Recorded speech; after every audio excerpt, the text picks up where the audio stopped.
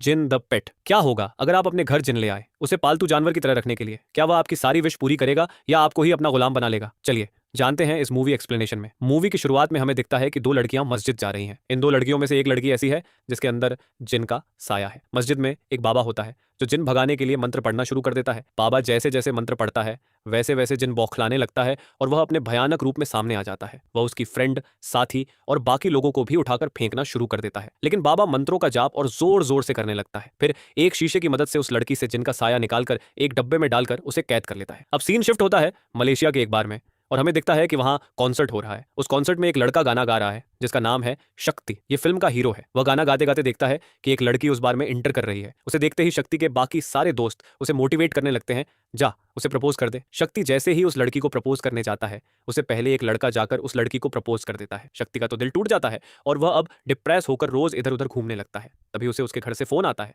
शक्ति के घर वाले उसे चेन्नई बुला रहे होते हैं। साथ ही उसका भांजा भी उसे चेन्नई आने के लिए कहता है क्योंकि उसका बर्थडे है और वह अपने बर्थडे के लिए शक्ति से गिफ्ट में एक एंटीक वॉच मांगता है। शक्ति आने के लिए मान जाता है क्योंकि मलेशिया में उसका कॉन्सर्ट का कॉन्ट्रैक्ट भी खत्म हो गया था और वह अपना खुद का बैंड शुरू करना चाहता था। इसीलिए वह चेन्नई आने के लिए तैयार हो जाता है। अब शक्ति मलेशिया के बाजारों में घूमना शुरू कर देता है उस एंटीक वॉच की खोज में। तभी उसे एक शॉप मिलती है जहां सिर्फ और सिर्फ एंटीक का सामान मिलता है। उस दुकान में पहुंचकर शक्ति वॉच की खोज करने लगता है। तभी उसे किसी के चिल्लाने की आवाज आती है। यह आवाज पास ही रखे बॉक्स से आ रही थी। ये वही बॉक्स होता है जो हमें मूवी की शुरुआत में दिखा था। शक्ति उस बॉक्स को देखने लगता है। तभी उसके पीछे से एक छोटा सा आदमी आता है जो उसे दुकान से चले जाने के लिए कहता है। शक्ति बताता है, मैं एंटीक वॉच खोज रहा हूं। फिर वह छोटा आदमी एंटीक वॉच खोजना शुरू कर देता है और शक्ति फिर से उस बॉक्स को देखने लगता है। तभी शक्ति को एक कॉल आता है जो उसे बताता है कि तुम्हारी लॉटरी लग गई है और तुमने 5 लाख का प्राइस जीत लिया है। शक्ति यहाँ बहुत ज्यादा खुश हो जाता है। उसे लगने लगता है कि इस बॉक्स के कारण ही उसे गुड न्यूज मिली है। इसीलिए वह उस छोटे आदमी से उस बॉक्स को खरीदने की बात करता है। लेकिन वह आदमी कहता है यह बिकने के लिए नहीं है क्योंकि इसके अंदर जिन है। जैसे लोग जानवरों को पालते हैं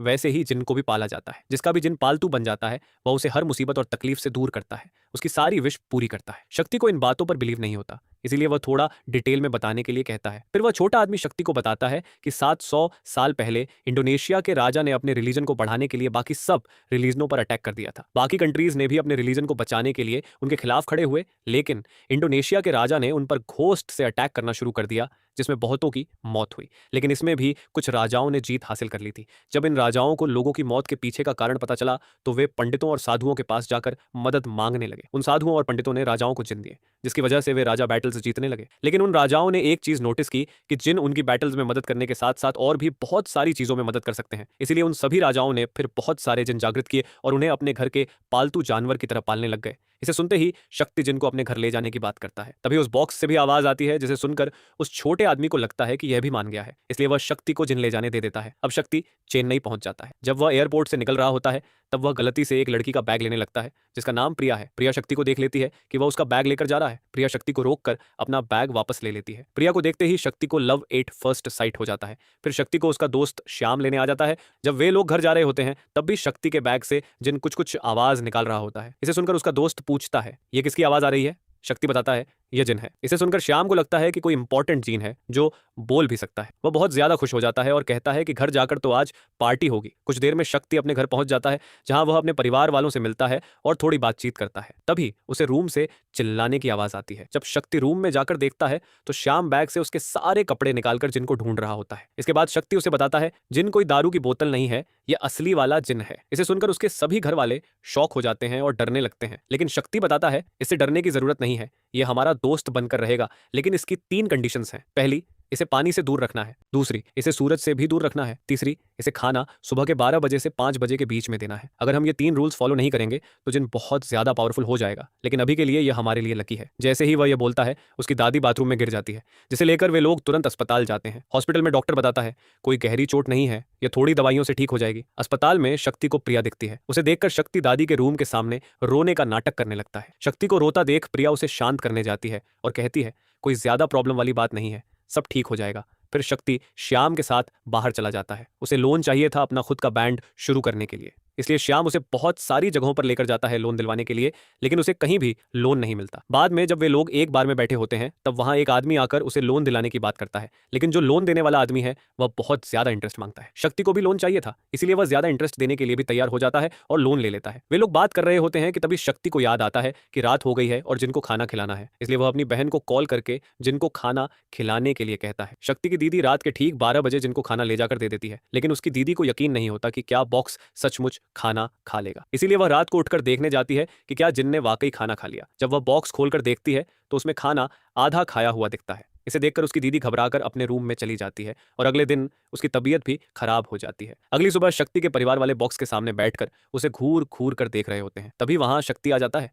शक्ति के परिवार वाले बहुत डरे हुए होते हैं, इसलिए वे शक्ति को इस बॉक्स को घर से बाहर ले जाने के लिए कहते हैं, लेकिन शक्ति कहता है ये तो हमारे लिए लकी है और जिनको घर से बाहर फेंकने से मना कर देता है। फिर शक्ति श्याम के साथ एक टपरी पर आ जाता है। वे लोग बात कर रहे होते हैं कि तभी एक लड़की ऑटो को ठोक देती है। जब शक्ति वहां जाता है तो देखता है कि यह तो प्रिया है जिसके हाथ में चोट लग गई है। शक्ति उसे तुरंत अपने घर लेकर जाता है और उसे फर्स्ट एड देता है, फिर अपने परिवार वालों से भी इंट्रोड्यूस करवाता है। बाद में शक्ति प्रिया को घर ड्रॉप करने जाता है। जब शक्ति प्रिया को ड्रॉप करता है तो प्रिया बताती है मैंने ही ऑटो को ठोका था क्योंकि मेरा ध्यान तुम पर था। प्रिया यह भी कहती है लगता है हमारा कोई तो कनेक्शन है जो हम लोग बार बार आपस में टकरा रहे हैं। यहाँ शक्ति प्रिया को आई लव यू बोल देता है। प्रिया भी उसे गले लगा लेती है। फिर कुछ दिनों में ही शक्ति और प्रिया शादी कर लेते हैं। अब सीन शिफ्ट होता है और हमें दिखता है कि एक बहुत बड़ा बिजनेसमैन राधा कृष्ण हॉस्पिटल में एडमिट है और उनकी तबीयत बहुत ज्यादा खराब है। यह न्यूज शक्ति के पापा बैठकर देख रहे होते हैं। तभी चैनल चेंज हो जाता है। शक्ति के पापा चैनल चेंज करने की कोशिश करते हैं, लेकिन फिर कोई चैनल चेंज कर देता है। शक्ति के पापा को समझ में आ जाता है कि यह जिन कर रहा है, इसीलिए वह चुपके से पीछे चले जाते हैं। तभी वहां श्याम भी आ जाता है और वह भी चैनल चेंज करने की कोशिश करता है, लेकिन उसे कोई कान के नीचे पटपट मारता है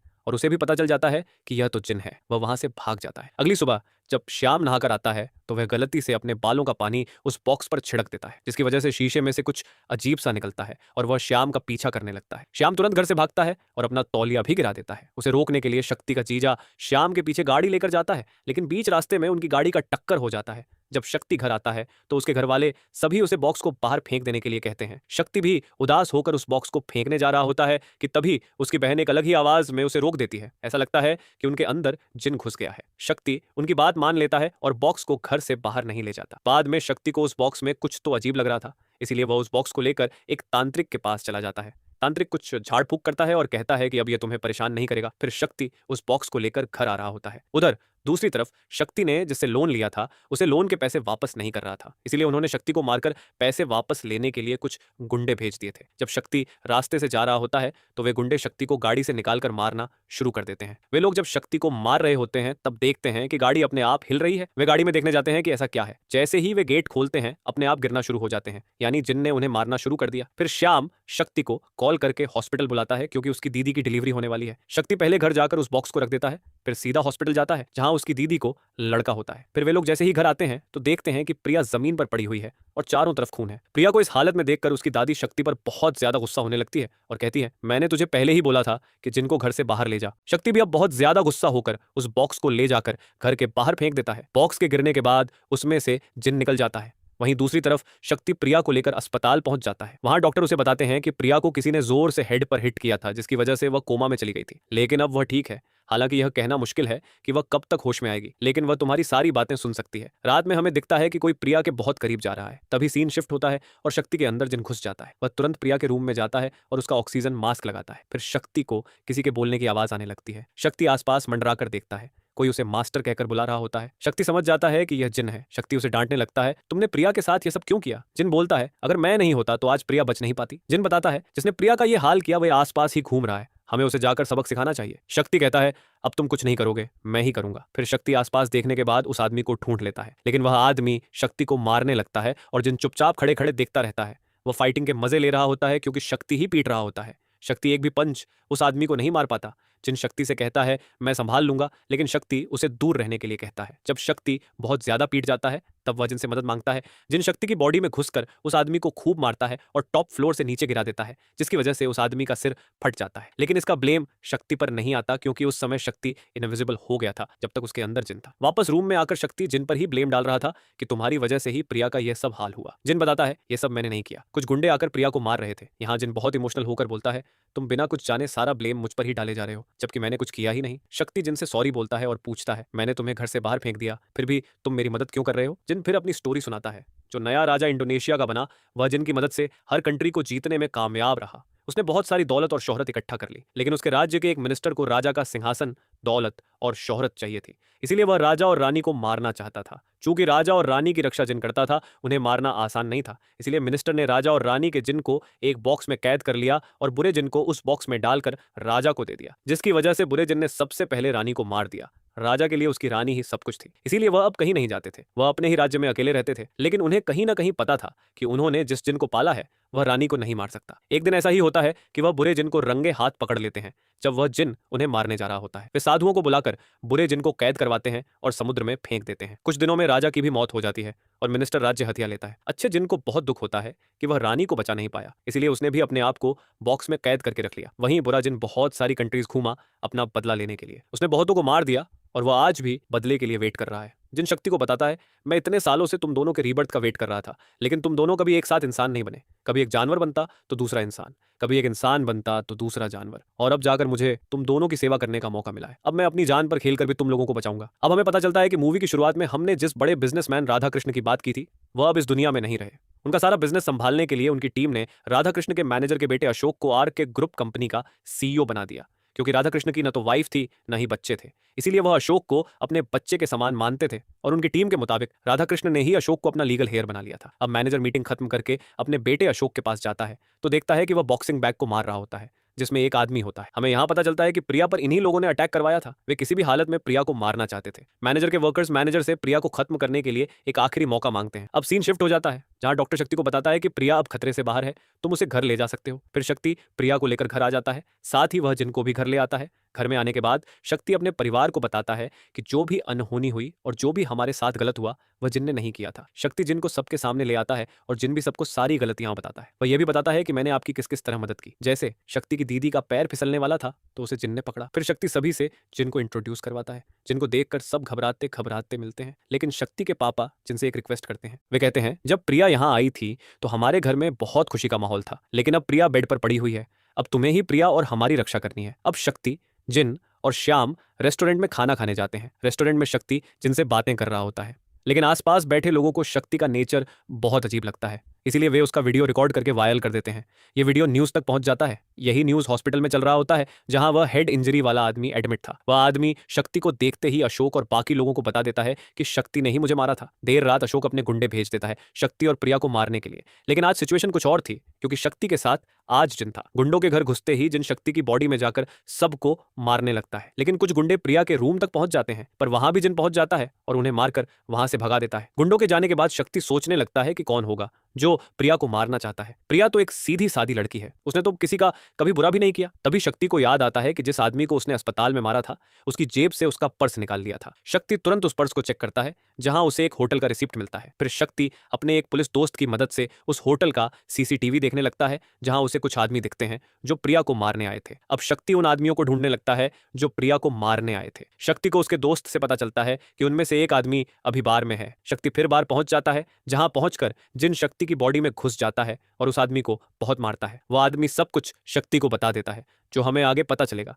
अब शक्ति को श्याम उसका खराब हुआ फोन रिपेयर करके देता है, जो उस समय टूट गया था जब लोन रिकवर करने वाले शक्ति को मार रहे थे। शक्ति को फोन में प्रिया का एक ऑडियो मिलता है, जिसमें प्रिया शक्ति से मदद मांग रही होती है। वह एक वीडियो भी भेजती है, जिसे वह शक्ति को देखने के लिए कह रही होती है। अब सीन फ्लैशबैक में जाता है और हमें उस दिन का सीन दिखाया जाता है जब राधाकृष्ण हॉस्पिटल में एडमिट थे। जब राधाकृष्ण हॉस्पिटल में थे तब प्रिया उनके ही रूम में थी, लेकिन जब वह अपना हाथ धोने के लिए पर्दे के पीछे गई, तभी रूम में राधाकृष्ण का मैनेजर और उसके आदमी आ गए। वे लोग राधाकृष्ण के सारे प्रॉपर्टी डॉक्यूमेंट्स को अशोक के नाम करने के लिए उनके फिंगरप्रिंट लगाने लगे थे। एक नर्स ने तो राधाकृष्ण को कोई दवा चढ़ा दी थी ताकि उनकी मौत हो जाए, लेकिन यह सब प्रिया देख लेती है और उसका वीडियो रिकॉर्ड भी कर लेती है।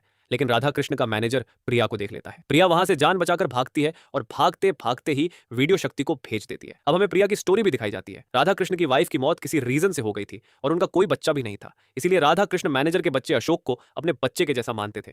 लेकिन मैनेजर को राधाकृष्ण का पावर और पैसा चाहिए था, इसीलिए वह अपने बेटे को राधाकृष्ण के और भी क्लोज करने लग गया था। लेकिन एक दिन राधाकृष्ण ने दूसरी शादी कर ली, जिससे राधाकृष्ण को प्रिया हुई। लेकिन मैनेजर ने राधा कृष्ण की दूसरी वाइफ को भी किसी तरह मार दिया और प्रिया को भी अपने आदमियों से मारने को कह दिया। लेकिन उस आदमी ने प्रिया को मारने के बजाय एक चर्च में छोड़ दिया था। प्रिया अपने ही पापा के हॉस्पिटल में नर्स बन गई, इसलिए मैनेजर अपने गुंडों को प्रिया के पीछे लगा देता है। प्रिया किसी तरह अपने घर तक पहुंचती है और गेट बंद कर लेती है, लेकिन गुंडे और अशोक गेट तोड़कर घर के अंदर घुस जाते हैं और प्रिया से फोन मांगकर वीडियो डिलीट करने के लिए कहते हैं। लेकिन प्रिया न तो फोन देती है और न ही वीडियो डिलीट करती है, जिसकी वजह से अशोक को गुस्सा आ जाता है और वह प्रिया को जोर से मारता है। प्रिया का सिर फट जाता है। अशोक और उसके साथी प्रिया को ऐसे ही छोड़कर वहां से चले जाते हैं। सीन वापस प्रेजेंट में आता है। प्रिया होश में आ जाती है। होश में आते ही वह अपनी भाभी से राधा कृष्ण के बारे में पूछती है। भाभी बताती है राधा कृष्ण अब नहीं रहे। ये सुनते ही प्रिया तुरंत एक वकील को कॉल लगाती है और सारी बात बताती है। साथ ही वह वीडियो जो उसने बनाया था वकील को भेज देती है। वकील वीडियो देखता है और न्यूज रिपोर्टर को बता देता है कि राधा कृष्ण की मौत नॉर्मल मौत नहीं थी। ये न्यूज चारों तरफ फैल जाती है। ये न्यूज सुनकर अशोक और उसके गुंडे फिर से प्रिया के घर आ जाते हैं और प्रिया को उठाकर अपने साथ ले जाते हैं। दूसरी तरफ मैनेजर उस तांत्रिक के पास पहुंच जाता है जो हमें मूवी की शुरुआत में दिखाया गया था। तांत्रिक मैनेजर को 700 साल पुरानी कहानी बताता है और कहता है कि तुम ही वह मिनिस्टर थे जिसने राजा और रानी को मारा था। तांत्रिक को भी पता चल जाता है कि जिसने मैनेजर के आदमियों को मारा है वह नॉर्मल आदमी नहीं बल्कि एक जिन है। इसीलिए मैनेजर तांत्रिक से मदद मांगता है। तांत्रिक उसे वही बॉक्स देता है जो मूवी की शुरुआत में दिखाया गया था, जिसमें बुरा जिन है जो खुद भी बदला लेना चाहता है। शक्ति को जैसे ही पता चलता है कि प्रिया को मैनेजर और अशोक उठाकर ले गए हैं, वह प्रिया को ढूंढते ढूंढते उस जगह पहुंच जाता है जहां अशोक ने प्रिया को रखा था। शक्ति के अंदर फिर से जिन चला जाता है और वह अशोक और मैनेजर के आदमियों को खूब मारता है। लेकिन मैनेजर अपने साथ बुरे जिन का बॉक्स तो लाया ही था, साथ ही तांत्रिक को भी ले आया था। तांत्रिक मंत्रों का जाप करके अच्छे जिन को वापस बॉक्स में डाल देता है। फिर अशोक के आदमी शक्ति को मारना शुरू कर देते हैं, लेकिन शक्ति पीछे फेंका जाता है जहां पाइप की लाइनिंग होती है। वहां से पानी तेजी से निकलना शुरू हो जाता है और वह पानी सीधा अच्छे जिन के बॉक्स में जाकर गिरता है। पानी गिरने की वजह से अच्छा जिन अब और भी शक्तिशाली हो जाता है। वह बाहर निकलते ही वापस अशोक और उसके आदमियों को मारने लगता है। मैनेजर भी मार खाकर नीचे गिर जाता है। वह अपने आदमियों को मार खाता देख बुरे जिन को भी बॉक्स से बाहर निकाल देता है। बुरा जिन जैसे ही बाहर निकलता है, अच्छे और बुरे जिन में जबरदस्त फाइट होती है, लेकिन इस फाइट में अच्छा जिन जीत जाता है। फिर शक्ति और उसका परिवार खुशी खुशी रहने लगता है। तो यही थी जिंद पेट की कहानी। आपको यह मूवी का एक्सप्लेनेशन कैसा लगा कमेंट में जरूर बताइए और हमारे चैनल को भी सब्सक्राइब कर ले ऐसी ही बेहतरीन मूवीज का एक्सप्लेनेशन देखने के लिए।